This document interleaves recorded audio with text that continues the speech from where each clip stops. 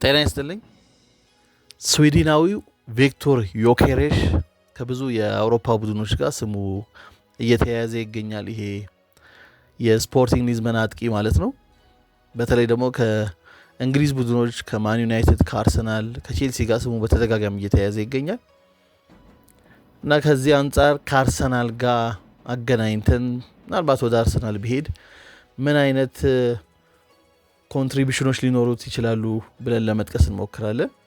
እንግዲህ ይሄ የፊት አጥቂ ስካንዲኔቪያዊ የፊት አጥቂ በ2023-24 ነበር ወደ ስፖርቲንግ የሄደ ወደ ፖርቹጋል ስፖርቲንግ ማለት ነው እና በ2023-24 እንደገና ደግሞ በያዝነው ሲዝን 2024-25 የሊጉ ኮከብ ጎል አግቢ ሆኖ ነው የጨረሰው። ባለፈው ሲዝን ጨርሷል። በዚህ ሲዝንም እንግዲህ አሁን ይህን ሪከርድ እያረኩበት ባለው ሰዓት የፖርቹጋል ፕሪሜራ ሊጋ የመጨረሻ ጨዋታ እየተደረገ ይገኛል። እንግዲህ ሊጉን የሚመሩት ስፖርቲንግ ቅድሚያ በ79 ነጥብ፣ ቤኔፊካ ሌላኛው የሊዝበን ቡድን ደግሞ ቤኔፊካ በተመሳሳይ 79 ነጥብ እየተከተለ ይገኛል። እንግዲህ ይሄ የዛሬው አንዷ ቀሪ ጨዋታ ስፖርቲንግ ሊዝበን ማሸነፍ የሚችል ከሆነ ሻምፒዮን መሆን ይችላል። ምክንያቱም በፖርቹጋል ፕሪሜራ ሊጋ መሰረት የግብ ልዩነት ሳይሆን የሚታየው የሄድ ቱ ሄድ ውጤት ነው። በግብ ልዩነትም ቢሆን ስፖርቲንግ ሊዝበን በ3 ግብ ልዩነት ቤኔፊካን ይበልጣል። ነገር ግን እርስ በርስ ተገናኝተው በሲዝኑ ያስመዘገቡት ውጤት ነው የሚታየው። በዚህም የመጀመሪያው ጨዋታ ላይ ስፖርቲንግ 1-0 አሸንፈው ነበር ቤኔፊካን። ባለፈው ሳምንት እጅግ በጣም በጉጉት ይጠበቅ የነበረው ጨዋታ ላይ ዛሬ ሳምንት ማለት ነው 1-1 ቤኔፊካ ላይ ተለያይተው ነበር። እሱ ጨዋታ እጅጉን ተጠብቆ ነበር። ምክንያቱም ቤኔፊካ ያን ጨዋታ ማሸነፍ የሚችል ቢሆን ኖሮ ምናልባት የሊጉ ቀዳሚ ሆኖ ነበር የዛሬውን የመጨረሻ ጨዋታ ሊያደርግ የሚችለው፣ ሻምፒዮንም የሚሆን እድል ይኖረው ነበር። ነገር ግን ጨዋታው 1-1 ነው የተጠናቀቀው። ስፖርቲንግ ቀድሞ አግብቶ በኋላ ላይ ነው ቤኔፊካ ግብ አስቆጥረው አቻ የተጠናቀቀው ጨዋታው ማለት ነው። ስፖርቲንግ ይህን ጨዋታ የማሸነፍ እድል አለው። አሁን በዚህ ሰዓት ቤኔፊካ 1-0 እየተመራ ነው። ይህን ሪከርድ በማድረግበት ሰዓት ስፖርቲንግ 0-0 ነው ወደ እረፍት አጋማሽ ጨዋታው እየሄደ ይገኛል።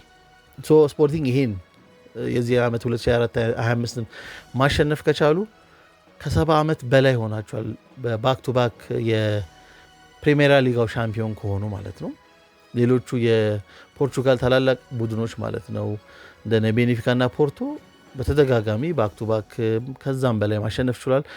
ሚሊኒየሙ የፈረንጆች ሚሊኒየም ከገባ በኋላ እንኳን ፖርቶም ቤኔፊካም በተከታታይ 4 ጊዜ የፖርቹጋል ሊግን ሻምፒዮን መሆን ችሏል። ስፖርቲንግ ሊዝበን ግን ሌላኛው ትልቁ የሊዝበን ቡድን ግን ባክ ቱ ባክ ካሸነፈ ከ70 ዓመት በላይ ሆኖታል። ስለዚህ ከ70 ዓመት በላይ የሆነው ቡድን ለመጀመሪያ ጊዜ ባክ ቱ ባክ አሸናፊ መሆን የሚችልበት እድል ተፈጥሯል ማለት ነው። እንደሚታወሰው ያው በሩበን አሞሪም ስር ነበር ያለፈው 2023-24 ሻምፒዮን መሆን የቻለው። ሩበን አሞሪም ወደ ዩናይትድ ከሄደ በኋላ ስፖርቲንግ 2 አሰልጣኞችንም ቀያይሯል። ብዙም ልምድ የሌለው ጆዋው ፔሬራ ቡድኑን ከያዘው በኋላ ከአሞሪም ተረክቦ ያን ያህል ውጤት ማስመዝገብ አልቻለም። በ42 ቀን ብቻ ነው የቆየው ከስፖርቲንግ ጋር። እሱን ካሰናበቱ በኋላ ደግሞ ሩዊ ቦርጌዝ የሚባል አሰልጣኝ አሁን ቡድኑን ያሰለጠነ ይገኛል። ወደ ፎርማቸውም ተመልሰዋል። ተከታታይ 12 ጨዋታዎች አሸንፈው ነበር ሊጉ ሲጀመር። አሞሪም እያለ አስደናቂ ነበር ጅማሮ ያደረጉት ማለት ነው። አሁንም ሻምፒዮን የሚሆን ከፍተኛውን እድል የያዙት ስፖርቲንጎች ናቸው። በሜዳቸውም ነው ይህን ጨዋታ የሚያደርጉት። ወደ ዮኬሬሽ ስንመለስ ማለት ነው ያው በብዛት ግብ ከማስቆጠር ጋር ነው አሶሺየት የሚደረገው ቪክቶር ዮኬሬሽ። ኦፍኮርስ አስደናቂ የሆነ ግብ አስቆጣሪ ነው። ነገር ግን ከዛም ውጭ ያሉት ቁጥሮቹ በጣም ጥሩ ናቸው። ሞሮፍ የመልቲ ፈንክሽናል የሆነ ስትራይከር ነው ብንል እንችላለን። ብዙ ነገሮችን ማድረግ የሚችል አይነት የፊት አጥቂ ነው ማለት እንችላለን። ነገር ግን ለፖርቹጋል ሊግ ከመጣበት ጊዜ ጀምሮ አይ ቲንክ ትንሽ የበዛበት የገዘፈበት ይመስለኛል ለሊጉና ግዴታ ከአውሮፓ 5 ታላላቅ ሊጎች ውስጥ አንደኛው ላይ እንግዲህ መዘዋወር ያለበት ነው የሚመስለኝ። ልጁም ለኬሪየሩ እንግዲህ እንደ ሌት ብሉመር ነው የሚባለው ቪክቶር ዮኬሬሽ። ምክንያቱም እድሜው ገፋ ካለ በኋላ ነው ወደ እንግዲህ አቅሙን እያሳየ ያለው። ከዚህ በፊት ሻምፒዮንሺፕ ቡድኖች ተጫውቶ ነበር። በተለይ ደግሞ ለኮንቬንትሪ ሲቲ በቅርብ ዓመታት ተጫውቶ ነበር። በአጠቃላይ የ2 ሲዝን ቆይተው ወደ 40 የሆኑ ግቦችን ለኮንቬንትሪ ሲቲ አስቆጥሮ ነበር ወደ ስፖርቲንግ የተዘዋወረው ማለት ነው። ፕሪሚየር ሊግ ላይ መጫወት ወይ ደግሞ ሌሎቹ ቀሪዎቹ የአውሮፓ ታላላቅ ሊጎች ላይ መጫወት ይጠበቅበታል። ምክንያቱም ፖርቹጊዝ ከ5 ታላላቅ ሊጎች ውስጥ አንደኛው አይደለም፣ ከ6ኛ አይነት ቦታ ላይ የሚጠቀስ ሊግ ነው። ከ5 ታላላቅ ሊጎች ከፈረንሳይ ሊግ በመቀጠል ማለት ነው። ስለዚህ ወደዛ ዝውውር ማድረጉ ለኬሪየሩ እድገት አስፈላጊ ነው ብዬ አምናለሁ እና ከዛ አንጻር ከአርሰናል ጋር ያለው ነገር ነው የምንመለከተው። ያው ሊጉ ላይ በጣም ገዝፏል። ለፖርቹጋል ፕሪሚየር ሊጋ በጣም ገዝፏል ስንል ቁጥሮቹን መመልከት በቂ ነው። ባለፈው ሲዝን የ2023/24 ኮኮ ጎል አግቢ ሆኖ የጨረሰው ይኸው ራሱ ዮኬሬሽ ነው። ግን በያዝነው ሲዝን ላይ ዛሬ በሚጠናቀቀው የፖርቹጋል ፕሪሚየር ሊጋ ላይ 38 ግቦችን አስቆጥሮ ሊጉን እየመራ የሚገኘው እሱ ነው። ከሱ ተከትለው የሚገኘው የፖርቶ ተጫዋች ነው ሳሙኤል አጋሆያ የሚባል ተጫዋች ነው። 18 ግብ ነው የሚከተለው። እንግዲህ የ20 ግብ ልዩነት አለ በሁለቱ መካከል። ግን ቤኔፊካውም ፓቪልዲስ በተመሳሳይ 18 ግቦችን አስቆጥሮ ሁለተኛ ላይ ነው የሚገኘው እና ከሁለቱም በ20 ግቦች ነው ልዩነቱ ማለት ነው። ቁጥሩ 38ም እንዲሁ 38 መሆኑ ብቻ ሳይሆን በፖርቹጋል ፕሪሚየር ሊጋ ታሪክ በአንድ ሲዝን ብዙ ግብ ካስቆጠሩ ተጫዋቾች አሁን በታሪክ 5ኛ መሆን ይችላል። እንግዲህ ዛሬውን ጨዋታ ሳንጨምር ነው ይሄንን እያልን ያለ ነው። በዛሬው ጨዋታ ግብ የሚያስቆጥር ከሆነ ቁጥሩን ከፍ ማድረግ ይችላል። በታሪክ ከፍተኛ ግብ በፖርቹጋል ፕሪሚየር ሊጋ ያስቆጠረው ሄክቶር ያዛልዴ የሚባል አርጀንቲናዊ ተጫዋች ነው። በ1973/74 ሲዝን ላይ ነው። ሁለተኛ ላይ ያለው ፖርቹጋላዊ ፈርናንዶ ፔሮቲዮ ነው። እንግዲህ በ43 ግቦች ነው። በ1946/47 ሲዝን ላይ 43 ግቦችን አስቆጥሮ ነበር። ሶስተኛ እንግዲህ ታላቁ ፖርቹጋላዊ ዞቢዮ ነው። ዞቢዮ በ67/68 42 ግቦችን አስቆጥሮ በአንድ ሲዝን ለቤኔፊካ ማለት ነው ይህን ግብ ያስቆጥረው። አንደኛና ሁለተኛ ያሉት የስፖርቲንግ ሊዝበን ተጫዋቾች ናቸው። ለስፖርቲንግ ሊዝበን ነው እነዛን ቁጥሮች ያስመዘገቡት። ብቸኛ በዚህ ሊስት ውስጥ ከስፖርቲንግ ሊዝበን ውጭ ያለው ተጫዋች ዞቢዮ ነው። አራተኛ ላይም ማሪዮ ጃርዴል ያለው። ማሪዮ ጃርዴልን በተመሳሳይ ብራዚላዊ እንግዲህ በደንብ እናውቋለን ብዬ አስባለሁ። ማሪዮ ጃርዴል እኛም በእድሜያችን የደረስንበት 2001-2002 ላይ ነው እንግዲህ 42 ግቦችን ለስፖርቲንግ ሊዝበን አስቆጠር የቻለው። አሁን 5ኛ ላይ የሚገኘው ቪክቶር ዮኬሬሽ 38 ግቦችን አስቆጥሯል ማለት ነው። ይህም የስፖርቲንግ ከ5ቱ 4ቱ የስፖርቲንግ ናቸው። ስፖርቲንግ እንግዲህ ገራሚ ግብ አስቆጣሪዎችን በአመታት ውስጥ የሚያፈራ ክለብ መሆኑን አይ ቲንክ አንዱ የሚያሳየን ይመስለኛል። ይሄ ቁጥር ታሪካዊ ቁጥር ነው ማለት ነው። በቀላሉ ምናልባት ከ20 ዓመት በላይ በፖርቹጋል ሊግ ያልታየውን የግብ ቁጥር ነው እያስመዘገበ የሚገኘው። ባለፈው ሲዝን ላይም የፕሪሚየር ሊጋው ኮኮ ጎል አግቢ ሆኖ ሲጨርስ ማለት ነው ወደ 29 ግቦችን ነው ማስቆጠር የቻለው ማለት ነው ዮኬሬሽ ማለት ነው። አሁን በያዝነው ሲዝን ግን 38 ግቦችን ከማስቆጠሩ በተጨማሪም 7 የሆኑ አሲስቶችን ማድረግ ችሏል።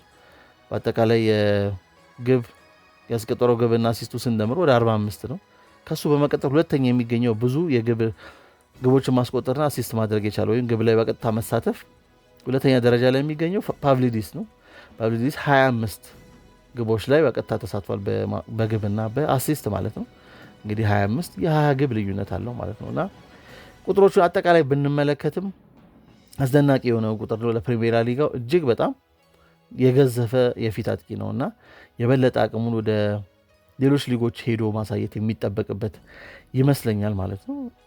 በሚያስቆጥራቸው በጣም ክሊኒካል ነው። አጨራረሱ በጣም አስደናቂ ነው። ኦፍኮርስ እድሎችንም ያበከናል። በነገራችን ላይ ለምሳሌ በያዝነው ሲዝን ላይ ትላልቅ እድሎችን በማባከን ባር ቀደሙ ራሱ ዮኬሬሽ ነው ማለት ነው።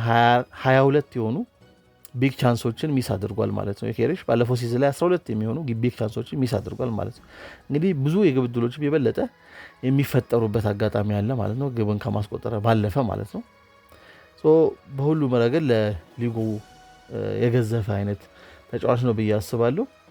ከዚህ አንጻር ወደ ሌሎች ሊጎች መሄዱ ኔሴሰሪ ይመስለኛል። ለሱም ለኬሪየሩ አስፈላጊ ይመስለኛል። አንዱ ሊሄድበት የሚችለው ቡድን ደግሞ አርሰናል ነው ማለት ነው። ከአርሰናል አንጻር ምን አይነት አገልግሎት ሊሰጥ ይችላል የሚለውን የምንመለከት ይሆናል። ግን ዮኬሬሽ ምን አይነት አጥቂ ነው የሚለውን በተወሰነ ነጥብ ለማንሳት ያው ሞር የሆነ አግሬሲቭ አይነት ተጫዋች ነው ማለት ነው። ግቦችን በማስቆጠር በደንብ ቢታወቅም በጣም አግሬሽን ያለው አይነት ተጫዋች ነው። ከዛ በተጨማሪ ደግሞ ኳሶችን እንግዲህ ብዙ ኬሪ በማድረግ ጥሩ የፕሮግረስ ተጫዋች ነው ማለት ነው። ረዥም ርቀት ኳሶችን ኬሪ ማድረግ ይችላል ማለት ነው፣ ረዥም ዲስታንሶችን ማለት ነው። ከዛ በተጨማሪ ደግሞ ብዙ ጊዜ የሚጠቀስለት ያው ሊጉም የፖርቹጋል ሊግም በአብዛኛው ትራንዚሽን የሚጫወቱ ክለቦች የሚበዙበት አይነት ሊግ ነው ማለት ነው። እሱም ደግሞ የትራንዚሽን ማስተር ነው ማለት ይቻላል ማለት ነው። ይሄ ቦል ኬሪ ማድረግ አቅሙ የበለጠ ረዥም ርቀት ማለት ነው አስተዋጽኦ ትልቅ ያደረገለት ይመስለኛል። በዛ ምክንያት የትራንዚሽን ማስተር የሽግግር ማስተር ነው ማለት ይቻላል ማለት ነው። እንግዲህ በዚህ ምስል ላይ ይህ ቪዲዮ ላይ የምትመለከቱት 50 ሜትር ከራሱ ግብ ተነስቶ ሄዶ ያስቆጠራት ግብ ነው ማለት ነው። እና እንደዚህ አይነት ረዥም ርቀቶችን ኳስ ይዞ መግፋት አቅም ያለው አይነት ተጫዋች ነው። የራሱ እድሎችን በራሱ መልክ መፍጠር የሚችልም አይነት ተጫዋች ነው። በነገራችን ላይ ያው አጥቂዎች ስንል አንዳንድ በሁለት አይነት ካታጎራይዝ ልናደርጋቸው እንችላለን። አንዳንዶቹ ሞር ኦፍ ኮንሱመር ናቸው፣ እድሎችን ይፈልጋሉ። በዙሪያቸው ሞር የማጥቃት ባህሪ ያላቸው ተጫዋቾች ይፈልጋሉ የግብ እድሎች እንዲፈጠርላቸው ማለት ነው። አንዳንዶቹ ደግሞ እንደ ማኒፋክቸረር ሴንተር ፎርዋርድ ልንላቸው እንችላለን። የራሳቸውን እድል በራሳቸው መፍጠር ይችላሉ። ዮኬሬሽ እንደዚሁ እንደ ማኒፋክቸረር ልንለው እንችላለን ማለት ነው። በማንኛውም ሁኔታ የግብ እድሎችን በራሱ መልክ ሊፈጥር የሚችል አይነት ተጫዋች ነው። አንዳንዶች የስዊድኑ አለን ሺረር ይሉታል በተወሰነ መልክ አጨራረሱ። አንዳንዴ ደግሞ ቶፕ ኮርነር ላይ የሚጨርሳቸው ግቦች፣ አንዳንዴ ደግሞ ከፍጹም ቅጣት ምት የሚያስቆጥርባቸው ግቦችም ያን የሚያሰጡት ይመስለኛል። አለን ሺረርም አስደናቂ የፍጹም ቅጣት ምት መች ነበር። ግቦቹም ድንቅ ጨራሽ የነበረ አጥቂ እንደሆነ የምናስታውሰው ነው። ከዛ በተጨማሪ ደግሞ ይሄ የቦል ፕሮግሬሽኑ ደግሞ ከተመለከተን የሆነ ሉዊስ ሱዋሬዝን የሚመስልም ነገር አለው ማለት ነው። ሱዋሬዝ ፓሶችን ሞር አግሬሲቭ በሆነ መንገድ ኬሪ የሚያደርግ አይነት ተጫዋች ነው። የበለጠ ሎ ሴንተር ኦፍ ግራቪቲ ያለው አይነት ተጫዋች ነው ማለት ነው። በኃይለኛ ዲተርሚኔሽን ተከላካዮችን የማለፍ አይነት ባህሪ ያለው ተጫዋች ነው ሱዋሬዝ ማለት ነው። ያን ያህል ሲታይ የሆነው ኤሌጋንት አይነት ነገር ሆኖ አንመለከተውም ይሄንን ድሪብሊንጎቹን ወይም ቦል ኬሪውን ማለት ነው። ነገር ግን ኢፌክቲቭ ነው ብዙ ጊዜ ማለት ነው። እንደዚህ አይነት ባህሪ ያለበት ዮኬሬሽም ማለት ነው። አብዛኛው እንደዚህ ረዣዥም ኳሶችን የራሱን ፓወር ተጠቅሞ ወደፊት ፕሮግረስ ለማድረግ የሚጠቀም አይነት ተጫዋች ነው። ምናልባት ሞር ግሬስፉል ሆኖ ላንመለከተው እንችላለን፣ ግን ተጫዋቾችን ማለፍ ይችላል አብዛኛው ይሄ ፊዚካሊቲውን በመጠቀም ማለት ነው። እና በተወሰነ መልክ ከዚህ አንጻር ከሱዋሬዝ ጋር ሰዎችም ያመሳሰሉታል። ኦፍኮርስ ሱዋሬዝ ሌቭል ያለ ተጫዋች ነው ለማለት ግን አይደለም። ሱዋሬዝ ምናልባት ከሮናልዶ ፌኖሜኖ በኋላ የታየው ምናልባት ምርጡ 9 ቁጥር ነው ማለት ይቻላል። በበኩሌ እንደዛ ነው የማምነው ማለት ነው። የተወሰነ ኤሌመንቱ ግን እሱ የሚመስል ነገር አለው ማለት ነው። ከአርሰናል ጋር ስላለው ነገር ለማንሳት በተለያዩ ነጥቦች ለማየት እሞክራለሁ። የመጀመሪያው ሴንትራል ፎካል ፖይንት ሆኖ ማገልገሉ ነው። አርሰናል እንግዲህ አንደኛው ይሄ ቡድን ይፈልጋል ተብሎ የሚጠቀሰው ማለት ነው ቦክስ ውስጥ የፔናልቲ ቦክስ ውስጥ ፕሬዘንስ ነው ማለት ነው። ይህንን እንደዚህ አይነት ተጫዋች ቡድኑ አጥቷል። ፕላስ ደግሞ ቀድሜ እንደጠቀስኩት ጀስት ቦክስ ውስጥ ብቻ ኳሶችን የሚጠብቅ አይነት ተጫዋች አይደለም። በጣም ሙቭመንት ያለው ተጫዋች ነው። ጥሩ ሆልድ አፕ ፕሌይ ያለው ቦል ሪቴን ማድረግ ይችላል ማለት ነው። ኳሶችን ይዞ መቆየትም የሚችል አይነት ተጫዋች ነው። ጠንካራ ነው፣ ስትሬንግዝ አለው ማለት ነው። ይሄ ሆልድ አፕ ፕሌዩ ወይ ደግሞ ኳስ ይዞ መቆየቱ ደግሞ ለሌሎች ተጫዋቾች የመሃል ሜዳ ተጫዋቾች፣ የመስመር አጥቂዎች እነ ሳካም እነ ማርቲኔሊም እነ ኦዴጋርድ የበለጠ ወደ ማጥቃቱ እንዲገቡ እድል ይፈጥራል ማለት ነው። ይሄ አንደኛ ትልቁ አቅሙ ነው ማለት ነው። አንደኛ ደንበኛ ሴንትራል ፎካል ፖይንት መሆን ይችላል፣ ግን በእንቅስቃሴ አስቸጋሪ መሆን ይችላል ማለት ነው። ከዛ በተጨማሪ ያው በጨዋታ እስከ በአማካኝ በ1.8 የሚሆኑ ኪ ፓሶችን መስጠት ይችላል። ከዛ በተጨማሪ ደግሞ ስኬታማ የሆኑ 2.3 የሚሆኑ ፓሶችን ደግሞ ይሄ በቦል ሪቴንሽን ወይ በሆልድ አፕ ፕሌዩ አማካኝነት ለሌሎች ተጫዋቾች እድል መፍጠር ይችላል ማለት ነው ዮኬሬሽ። ከዚህ አንጻር በጣም ጥሩ ፎካል ፖይንት መሆን ይችላል ለቡድኑ ማለት ነው። ከዚህ ጋር በተገናኘ ደግሞ ሌላኛው አቅሙ ቦል ፕሮግሬሽኑ ነው ማለት ነው። ቦል ኬሪው ጥሩ ነው ብለናል።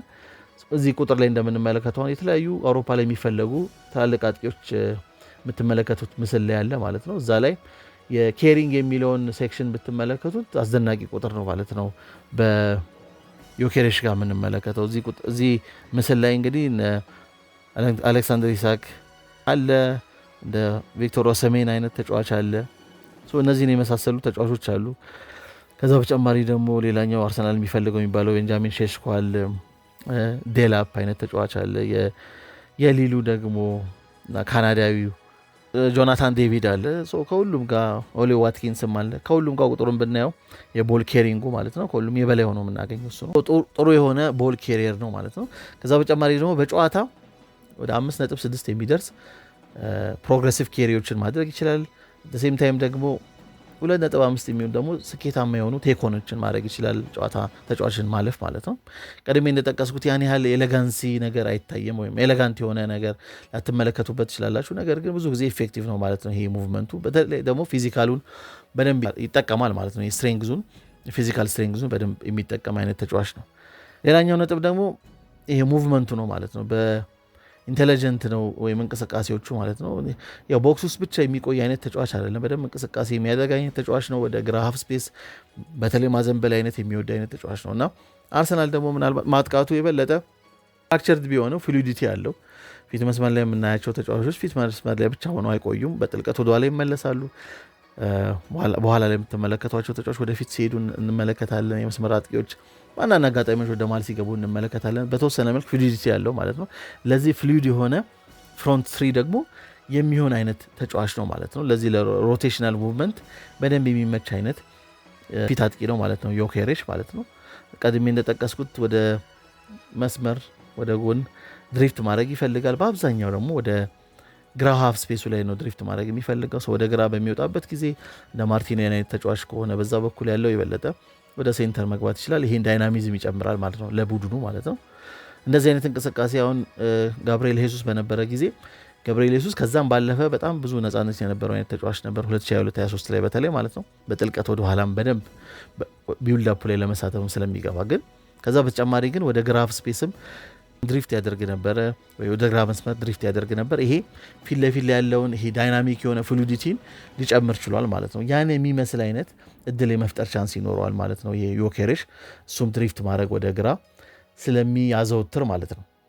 በተጨማሪ ደግሞ ይሄ ወደ ዋይድ ድሪፍት በሚያደርግበት ጊዜ ደግሞ ተከላካዮችን የመሳብ እድል ይኖረዋል ማለት ነው። አርሰናል በሚያጠቃበት ጊዜ በአብዛኛው የ3-2-5 አይነት ቅርጽ አለው። ይሄንን ተከላካዮችን ወደሱ በሚስብበት ጊዜ እንደ ሌሎች ተጫዋቾች በቀይ መስመር ላይ ደግሞ እንደ ሳካ አይነት ተጫዋቾች ያ ስፔስ የማግኘት እድል ይኖራቸዋል፣ በቂ ስፔስ ማለት ነው። እና ይሄ አይነት እንቅስቃሴ አለው ማለት ነው። ጥሩ ኢንቴሊጀንት የሆነ ሙቭመንት አለው ማለት ነው።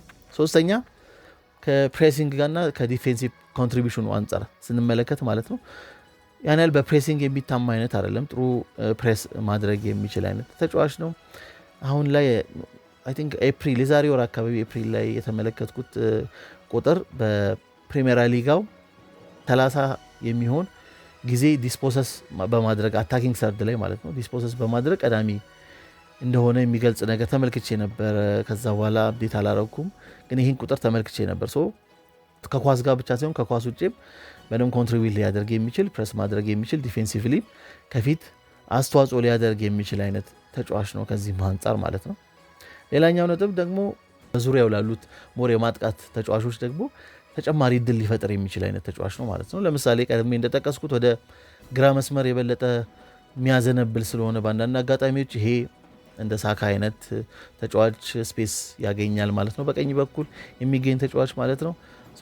ያ ተጨማሪ እድል የሚፈጥር ይሆናል። ከዛ በተጨማሪ ደግሞ አንደኛው ደግሞ ፍጥነቱም ጥሩ ነው። ለፕሪሚየር ሊጉ መሆን የሚሆን አይነት ፍጥነት አለው ብዬ አስባለሁ። በፕሪሚየር ሊግ ሌቭል በጣም ፈጣን ነው ባንልም፣ ነገር ግን ጠንካራ ተጫዋች ነው። በጣም ስትሬንግዝ አለው። አት ሴም ታይም ደግሞ ፍጥነቱም ጥሩ ነው። ከተከላካይ ጀርባ የሚገኙ ስፔሶችን ለማጥቃት የሚያስችል ፍጥነት ስላለው ከዛ አንጻር ለኦዴጋርድ አይነት ተጫዋቾች ማለት ነው እነዛን እድሎች እነዛን ስፔሶች ሞር ኤክስፕሎይት እንዲያደርጉ የሚችሉበትን እድል ይፈጥርላቸዋል ማለት ነው። ከዛ መጨማሪ ደግሞ ወደ ግራ ድሪፍት በሚያደርግበት ጊዜ እንደ ማርቲኔሊ አይነት ተጫዋች ወይም በዛ በኩል ሊኖር የሚችል ተጫዋች ደግሞ የበለጠ ወደ መሀል በመግባት ለቡድኑ ወይም ለማጥቃቱ ተገማች ያለመሆንን እድል ይፈጥራል ማለት ነው። ይሄኛው አንደኛው አብሉት ላሉ ተጫዋቾች ሞር ኮምፕሊመንት ማድረግ የሚችልም ተጫዋች ነው ማለት ነው። ሌላኛው ደግሞ ከታክቲካል ፍሌክሲቢሊቲ አንጻር ነው ማለት ነው። ብቸኛ የፊት አጥቂ ሆኖ መጫወት ይችላል። በማንኛውም ቅርጽ ሊሆን ይችላል። በ4-3-3 ወይ በ4-2-3-1 ብቸኛው የፊት አጥቂ ሆኖ መጫወት ይችላል። ከዛ በተጨማሪ ደግሞ እንዳንድ አጋጣሚዎች እንዳስፈላጊነቱ በሁለት አጥቂ መጫወት ቢፈልግ አርቴታ ምናልባት ከሀቨርስ ጋር በመሆን ሊሆን ይችላል በሁለት አጥቂ ለመጫወትም ወር ሊመች የሚችል አይነት ተጫዋች ነው ማለት ነው። ይሄንንም እድል በተጨማሪ ሁኔታ ይሰጣል ማለት ነው ከታክቲካል ፍሌክሲቢሊቲ አንጻር ማለት ነው። ይሄ በዋናነት ጥንካሬዎቹ ናቸው። ደካማ ጎኖቹ በዋናነት የሚጠቀሰው እንግዲህ ሜትር ከ87 የሚረዝም አይነት ተጫዋች ነው። ኤሪያል ዱዌል ላይ ጥሩ ይሆናል ተብሎ የሚጠበቀው ግን ኤሪያል ዱዌል ላይ በብዙ መልኩ ማሻሻል የሚጠበቅበት አይነት ተጫዋች ነው። አንዱ ድክመቱ የአየር ላይ ኳስ አጠቃቀሙ ነው ማለት ነው። ይህንን አንደኛው መሻሻል ያለበት ነው። ባለፈው 2023/24 ሲዝን ላይ ቲንክ 4 ግቦችን ብቻ መሰለኝ ያስቆጠረው ማለት ነው፣ በጭንቅላት የተገጨ ኳስ ማለት ነው። ሌላኛው ደግሞ ፊዚካሊቲውን በአብዛኛው የሚጠቀም ነው። በጣም ፊዚካሊቲ ላይ የበለጠ ሞር ያመዘነ አይነት አጫወትን በብዛት ይስተዋልበታል ማለት ነው። ይሄ በተለይ ደግሞ ወደ ፕሪሚየር ሊግ አይነት ሞር ፊዚካል የሆነ ሊግ ሲመጣ ፖዚሽናሊ ጥሩ ስማርት የሆኑ ተከላካዮች በሚገጥሙበት ጊዜ ይህን ፊዚካሊቲውን ማች የሚያደርጉ ተጫዋቾች በሚመጡ ጊዜ በተወሰነ መልክ ስትራግል ሊያደርግ ይችላል ማለት ነው። አሁን መቼም የሊጉ ዲፍረንስ ግልጽ ነው። ፖርቹጋል ላይ አንድ ሰው በጣም አስደናቂ ፎርም አሳየ ማለት ያንን በሙሉ ለሙሉ በዛ ደረጃ ይደግማል ብሎ ፕሪሚየር ሊግ ላይ ማሰብ አስቸጋሪ ነው። ከዛ ኳሊቲው ስለሚለያይ ማለት ነው። ፖርቹጋል ላይ የሚገጥማቸው የነበሩ ተጫዋቾች እና አሁን ፕሪሚየር ሊግ ላይ ቢመጣ የሚገጥሙ አይነት ተጫዋቾች በደንብ የኳሊቲ ልዩነት ስለሚኖር ማለት ነው። ይሄ ፊዚካሊቲውን ማች የሚያደርጉ ተጫዋቾች ሲገጥሙት በተወሰነ መልክ ሊቸገር ይችላል፣ ስትራግል ሊያደርግ ይችላል ማለት ነው። ከዛ በተጨማሪ ደግሞ እንዲህ ስታዩት ሞሮፍ የሆነ ቴክኒካል ተጫዋች ወይም ድንቅ ፉትወርክ ያለው አይነት ተጫዋች አይደለም። በጫና ውስጥ የመጀመሪያ ተቾቹ ስቲል ማሻሻል የሚጠበቅበት አይነት ተጫዋች ነው ማለት ነው። በተለይ ደግሞ ፕሪሚየር ሊግ ላይ ሲመጣ ጊዜና ቦታ የማይሰጥ አይነት ሊግ ስለሆነ ሞር ኢንቴንስ ስለሆነ በዛ ውስጥ የምትገኘውን አጋጣሚ በዛች ጠባብ ስፔስ ውስጥ አደሰም ታይም ደግሞ በአነስተኛ ጊዜ ውስጥ ማለት ነው ጥሩ ፈርስት ጥሩ እንቅስቃሴ ማድረግ ይጠበቅበታል። እዚህ ላይ ገና በተወሰነ መልክ መሻሻል የሚጠበቅበት አይነት ነው ማለት ነው እዚህ ላይ ማለት ነው። ግን ኦቨርኦል ስንመለከተው መቼም ይሄን አይነት አስደናቂ ቁጥር ሌላ ሊግ ላይ ሄዶ ያስመዘገመ ተጫዋች ፕሪሚየር ሊግ ላይ መጥቶ ሙሉ ለሙሉ ፍሎፕ ያደርጋል ብሎ ለማሰብ እጅግ በጣም ያስቸግራል። በተለይ ደግሞ ቦክስ ውስጥ ብቻ ሰርቪስ የሚፈልግ አይነት ተጫዋች ባለመሆኑ ማለት ነው። በደንብ በእንቅስቃሴ የሚሳተፍ የግብ ዕድሎችን በራሱ ለመፍጠር የሚሞክር አይነት ተጫዋች በመሆኑ የበለጠ ኃይለኛ ኮንትሪቢዩሽን የሚኖረው ይመስለኛል ወደ የትኛውም ክለብ ቢሄድ ማለት ነው። አንዳንዴ ደግሞ ሞሮፍ ከአንደኛው ከሳዋሬዝ ጋር አንድ የሚያመሳስለው ኩዮቲክ የሆኑ ረብሻ የሚመስሉ ሞመንቶችንም መጠቀም ይችላል ማለት ነው። ያን ያህል የግብ ዕድሎችን ለመጨረስ ወይ ግቦችን ለማስቆጠር ማለት ነው ስትራክቸርድ የሆነ እድሎችን ማግኘት አይጠበቅበትም። የሆነ ሜሲ የሆኑ ረብሻ የሚመስሉ ሲቹዌሽኖች ላይም አቅሙ ማሳየት የሚችል አይነት ተጫዋች ነው ማለት ነው። አንዳንድ የኢንስቲንክቲቭ አጨራረሶች አሉ እዛ ቦታ ላይ ትክክለኛ ቦታ ላይ በመገኘት የሚደረጉ አይነት አጨራረሶች ማለት ነው።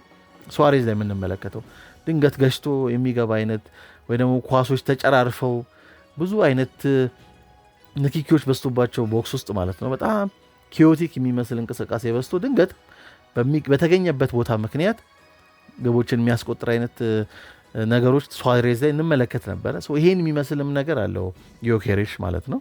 በማንኛውም አይነት ሁኔታ ላይ ባለው ፖዚሽኒንግ አማካኝነት ግቦችን ማስቆጠር የሚችልበት አቅም ማለት ነው። በአጠቃላይ ማንኛውም ክለብ ፕሪሚየር ሊግ የሚፈልገው አይነት ፊዚካሊቲ ስላለው ጥንካሬ ስላለው የተወሰነ አገልግሎት ሊሰጥ ይችላል ብዬ አስባለሁ። በተለይ ደግሞ ስትራክቸርድ የሆነ አይነት ደግሞ እንደ አርሰናል እዛ ቦታ ላይ ደግሞ ሰው በጣም የሚፈልግ ቡድንም እንደመሆኑ መጠን በዙሪያውም የተሻሉ ሞር ክሬቲቭ ተጫዋች በበዙ ቁጥር ተጨማሪ ግዢዎችን ቡድኑ ሊያደርግ ይችላል። የቀኝ በኩል ያለው የቡካዮ ሳካን ደግሞ በተሻለ በሳካ ሌቭል በሆነ በግራ በኩል ያን ባላንሱን ለመጠበቅ ከቻለ ሜይ ቢ ሮድሪጎ ብራዚላዊ ሮድሪጎ ከሪያል ማድሪድ የሚመጣ ከሆነ ኒኮ ዊሊያምስም ሊሆን ይችላል።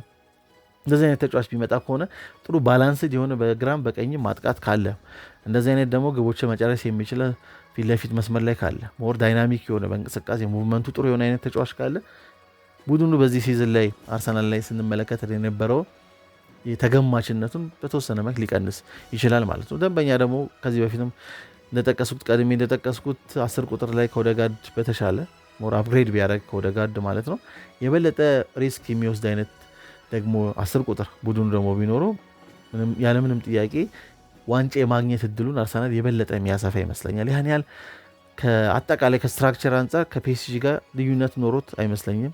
የተሸነፈው ከቻምፒዮንስ ሊግም ውጭ ሆነው ከፋይናሉ ማለት ነው ግለሰቦች ናቸው። ይህን ተጋግሜ ጠቅሼዋለሁ። የግለሰብ ፋክተር ነው በዋናነት ቡድኑ ለሽንፈት የዳረገው ብዬ አስባለሁ። እንደዚህ አይነት ኢንዲቪጁዋልስ ግቦችን በራሳቸው ሊፈጥሩ የሚችሉ ሴም ታይም ጥሩ ሙቭመንት ያላቸው የቡድኑ ማጥቃት ፍሉዲቲ ላይ ደግሞ አብረው ኢንቴግሬት ማድረግ የሚችሉ አይነት ተጫዋቾች ሲገቡና በዙሪያቸውም በጣም ጥሩ ለዚህ አቅማቸው የበለጠ አስተዋጽኦ ሊያደርጉ የሚችሉ አይነት ተጫዋቾች ስብስብ ውስጥ በበዙ ቁጥር የበለጠ ውጤቱን የማመር እድል አለው ማለት ነው። እስኪ እናንተስ ምን ታስባላችሁ? ዮኬሬሽ ይሻላል ወይስ ከሼሽኮ ጋር ብዙ ጊዜ ስሙ ይጠቀሳል? ሼሽኮ የበለጠ እኔ ስመለከተው ሞሮፍ የኮንሱመር አይነት ታይፕ ተጫዋች ነው። በዙሪያው ጥሩ ክሬቲቭ ተጫዋቾች መኖር የሚፈልግ አይነት ተጫዋች ነው ብዬ አስባለሁ። እድሜው ገና ቢሆንም ማለት ነው። ከእድሜ አንጻር ከተመለከተው ምናልባት ለረዥም ዓመት ሊያገለግል ይችላል የበለጠ እያደገ በመጣ ቁጥር ብለን ልናስብ እንችላለን። ኤኒዌይ እናንተ የቱን ትመርጣላችሁ? ያው አሌክሳንደር አይዛክ አስቸጋሪ ነው የሚሆነው ከኒውካስል ተጫዋቹን ለማግኘት ምናልባት ከባድ ሊሆን ይችላል ብዬ አስባለሁ። ሌላኛው አማራጭ ተብሎ የሚጠቀሰው አሌክሳንደር አይዛክ ነው ማለት ነው። እናንተ የትኛው በተለይ ደግሞ አርሰናል ደጋፊዎች የትኛው ተጫዋች ወደ ስብስቡ ቢመጣ ቡድኑን ከፍ ማድረግ ይችላል ብላችሁ ታስባላችሁ? በተለይ ፊት መስመር 9 ቁጥር ላይ ማለት ነው። እስኪ ሀሳባችሁን በኮሜንት መስጫው ላይ አካፍሉኝ። አመሰግናለሁ።